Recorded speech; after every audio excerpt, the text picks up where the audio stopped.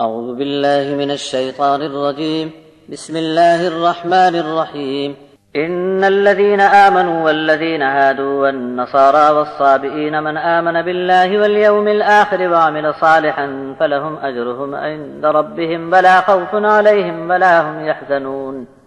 وإذ أخذنا ميثاقكم ورفعنا فوقكم الطور خذوا ما آتيناكم بقوة واذكروا ما فيه لعلكم تتقون ثم توليتم من بعد ذلك فلولا فضل الله عليكم ورحمته لكنتم من الخاسرين. ولقد علمتم الذين اعتدوا منكم في السبت فقلنا لهم كونوا قردة خاسئين فجعلناها نكالا لما بين يديها وما خلفها وموعظة للمتقين. وإذ قال موسى لقومه إن الله يأمركم أن تذبحوا بقرة قالوا أتتخذنا هزوا قال أعوذ بالله أن أكون من الجاهلين. قالوا ادع لنا ربك يبين لنا ما هي قال إنه يقول إنها بقرة لا فارض ولا بكر آوان بين ذلك فافعلوا ما تؤمرون. قالوا ادع لنا ربك يبين لنا ما لونها قال إنه يقول إنها بقرة صفراء فاقع لونها تسر الناظرين. قالوا ادع لنا ربك يبين لنا ما هي إن البقرة شابه علينا وإنا إن شاء الله لمهتدون.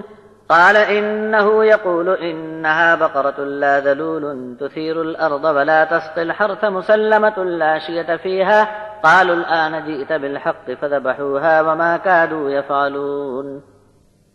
بات یوں ہے کہ جو لوگ ایمان میں آئے یا جو یہودی بن گئے یا نصارہ یا سابئین ہوں، جو کوئی بھی ایمان لائے اللہ پر اور آخری دن پر اور نیک کام کرے تو ان کا اجر ان کے رب کے یہاں موجود ہے، نہ تو ان کو خوف ہوگا اور نہ وہ غمگین ہوں گے۔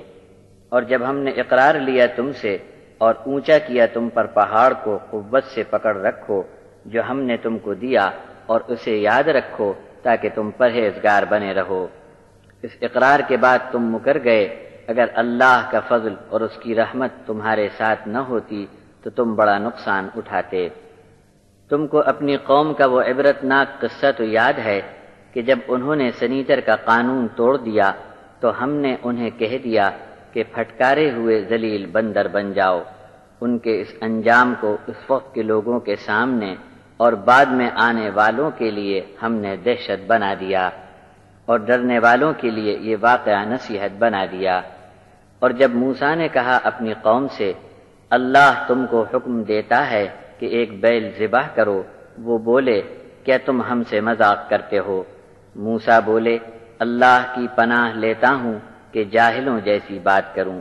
کہنے لگے اپنے رب کو پکارو، ہمارے واسطے صاف صاف بیان کر دے کہ وہ بیل کیسا ہو۔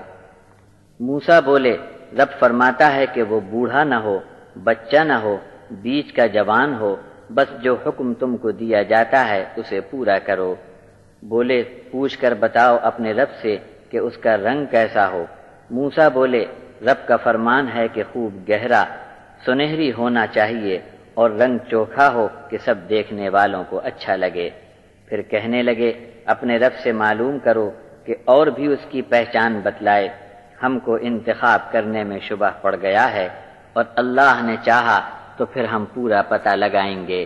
موسیٰ بولے اللہ فرماتا ہے کہ وہ بیل کام کاج میں نہ لایا گیا ہو، زمین جوتنے کا کام بھی اس سے نہ لیا گیا ہو اور کھیتی میں پانی سچائی کے کام میں بھی اسے نہ لگایا گیا ہو، بدن سے پورا سالم ہو، ایک ہی رنگ کا ہو، اس پر کوئی داغ دھبا نہ ہو۔ بولے اب تم ٹھیک ٹھیک بات لائے، پھر اس کو ذبح کیا مگر لگتے نہ تھے کہ وہ ایسا کریں گے۔